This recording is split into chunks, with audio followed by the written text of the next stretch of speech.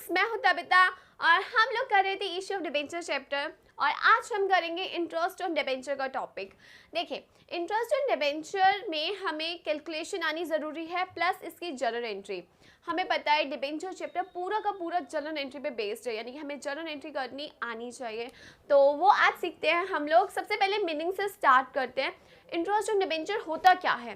देखो, जब भी हम कंपनी में पैसा इन्वेस्ट करते हैं तो एज अ जब डिबेंचर करते हैं तो हमें कंपनी इंटरेस्ट देती है। क्या देती है? इंटरेस्ट देती है। अब देखो, जब हम शेयर्स में इन्वेस्ट करते हैं तो हमें डिविडेंड मिलता है ना, जब हम डिबेंचर में इन्वेस्ट करते हैं तो हमें इंटरेस्ट मिलता है। ठीक है, अब इंटरेस्ट कैसे मेंशन होता है? जब भी आप डिबेंचर खरीदते हो तो डिबेंचर वर्ड के आगे ना 9% या 10% डिबेंचर लिखा होता है, तो ये आपके डिबेंचर का इंटरेस्ट रेट होता है, यानी कि आपको 9% के हिसाब से मिलेगा या 10% के हिसाब से। अब वो डिपेंड करता है कि आपने इन्वेस्ट कितना किया अमाउंट। अगर आपने सपोज करो 100 डिबेंचर खरीदे, 100 रुपीज़ का एक डिबेंचर था, तो टोटल हो गए 10,000 रुपीज़ आपने कंपनी में इन्वेस्ट करे। और अगर इंटरेस्ट रेट 10% है तो इसका 10% यानी कि आपके हाथ में 1,000 रुपये आएंगे। और अगर यही आपका 9% होता तो आपके हाथ में कितना आता? 900 रुपीज़ आता।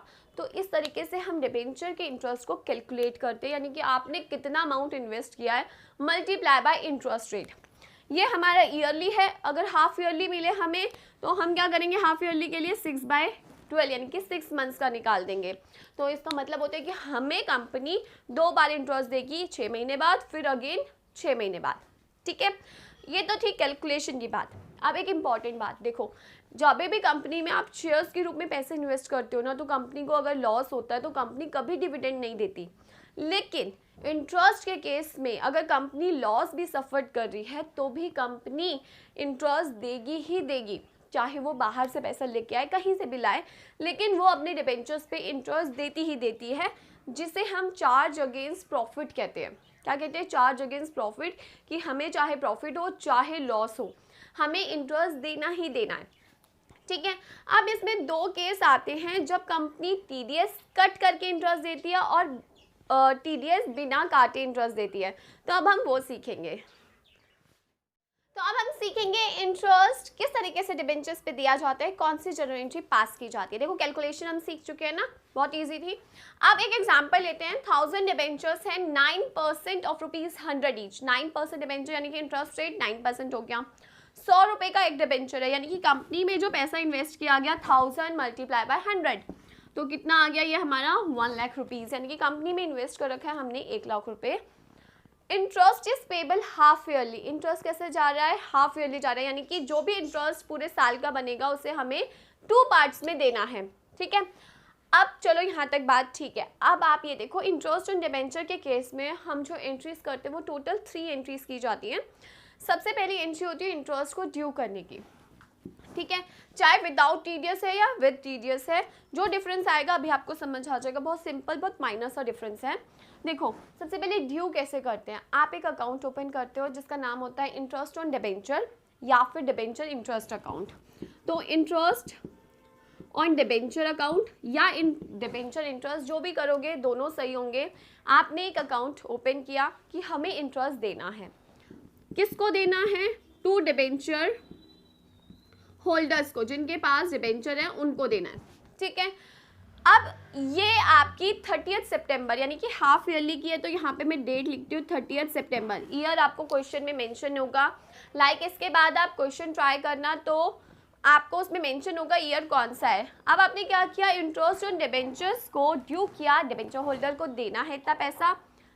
किस हिसाब से? 1 लाख रुपए इन्वेस्ट कर रखे हैं, 9% इंटरेस्ट है, 9,000 रुपीज़ देना है हमने, लेकिन ये है ईयरली, हाफ ईयरली, यानी कि 6/12, यानी कि आपने क्या किया? 6 महीना, तो डिवाइडेड बाय 2 भी कर सकते हो इजीली, तो 4500 आ जाएगा। ठीक है, सेकेंड एंट्री आप क्या पास करते हो? सेम डेट पे आप डिबेंचर होल्डर्स को ये पैसा दे देते हो, तो debenture holders account debited to bank account, कितना जाएगा? 4500। ठीक है, ये पैसा देने के बाद हमारी ये 2 एंट्रीज हो गई। सेम एंट्रीज 4500 की होगी हमारी 31 मार्च को। मैंने बोला 3 एंट्री पास की जाती है, ठीक है, पहली ये, दूसरी ये, फिर अगेन हम ईयर एंड करते हैं तो अगेन सेम एंट्री पास की जाएगी, यानी कि सिर्फ डेट चेंज हो जाएगी, एंट्री सेम रहेगी, ठीक है। फिर 31 मार्च को जो थर्ड एंट्री, यानी कि अगेन ये एंट्री सेम रहेंगी आपकी 31 मार्च को, ठीक है। फिर 31 मार्च को एक थर्ड एंट्री आती है, वो क्या होती है, वो होती है आपका statement of profit and loss, यानी कि आप इस इंटरेस्ट को प्रॉफिट एंड लॉस में ट्रांसफ़र कर देते हो, जो कि पूरा का पूरा इंटरेस्ट ट्रांसफ़र किया जाएगा, यानी कि कंपनी ने अगर साल में 2 बार दिया है तो दोनों कितना दिया है, तो इंटरेस्ट ऑन डिबेंचर को हम क्रेडिट कर देते हैं, कितने से, हमने टोटल दिया 9000, 4500 एक बार दिया, 4500 एक बार दिया, ठीक है। यानी कि ये मैं लिख नहीं रही क्योंकि सेम एग्जैक्टली सेम है, इसलिए नहीं लिख रही। बाकी आप जब ट्रांसफ़र करोगे कितना करोगे, 9000 करोगे। समझ आया इतना पार्ट। अब यही चीज़ अगर TDS के साथ होती तो क्या करते, देखो पहले तो मैं एक चीज़ क्लियर करूँ, ये पार्ट क्लियर है ना, आपको इंटरेस्ट ऑन डिबेंचर ड्यू करना है, डिबेंचर होल्डर से उनको पे कर देना है, उसके बाद सेम 31 मार्च को फिर ड्यू करेंगे सेम एंट्री, फिर पे कर देंगे। थर्ड एंट्री उसे प्रॉफिट एंड लॉस में दिखाने की, तो statement of profit and loss account debited to interest on debenture को क्रेडिट कर देंगे, दैट्स इट। अब आती है बात TDS। अगर इस क्वेश्चन में मैं TDS 10% समझूं कि आपको क्वेश्चन में TDS दिया है 10%, तो क्या एंट्री होती है, देखो सबसे पहले TDS का मतलब क्या है, TDS का मतलब होता है टैक्स डिडक्टेड एट सोर्स, यानी कि आपने टैक्स, कंपनी आपका टैक्स कट करके दे रही है, तो जब आपके हाथ में इंटरेस्ट आएगा तो आपको उस पर टैक्स देने की बिल्कुल ज़रूरत नहीं है, कंपनी ने ऑलरेडी टैक्स डिडक्ट कर लिया है। तो इस केस में बहुत सिंपल सा है, आपकी सेकेंड एंट्री में क्या है, फर्स्ट एंट्री में क्या इफेक्ट आता है, आप एक अकाउंट ओपन करते हो एज अ कंपनी जिसका नाम होता है TDS पेबल अकाउंट। क्या होता है, TDS पेबल अकाउंट। अब जब आप TDS डिडक्ट करके दे रहे हो तो डिबेंचर होल्डर को पूरे 4500 नहीं मिलेंगे, TDS काट के मिलेंगे। तो अगर 4500 रुपये उस पर्सन यानी कि डिबेंचर होल्डर्स को मिलना था, कंपनी 10% TDS काटेगी, तो 10% इसका कितना होगा, 450। अब 4500 रुपये में से कंपनी 450 रुपये डिडक्ट करके उनके हाथ में देगी 4050, तो लोगों के हाथ में आएंगे 4050 एंड 450 कंपनी TDS कट कर लेगी, ठीक है। नेक्स्ट एंट्री पे क्या इफेक्ट आएगा, देखो नेक्स्ट एंट्री सेम थी, आप डिबेंचर होल्डर्स को डेबिट करोगे 40500 से,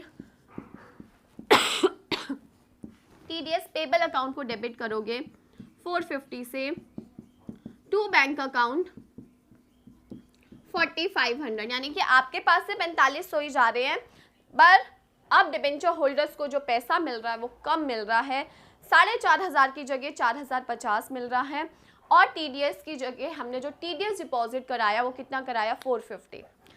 सेकेंड एंड जब 31 मार्च आएगा अगेन सेम एंट्री पास होगी, कोई चेंज नहीं आएगा। तो TDS का बहुत माइनर सा फर्क आता है कि आप एक TDS पेबल अकाउंट ओपन करते हो जो कि हमें गवर्नमेंट को डिपॉजिट कराना होता है, फिर हम उसे पे कर देते हैं। तो सेम 31 मार्च में भी same as it is same entry होगी, कोई चेंज नहीं आएगा।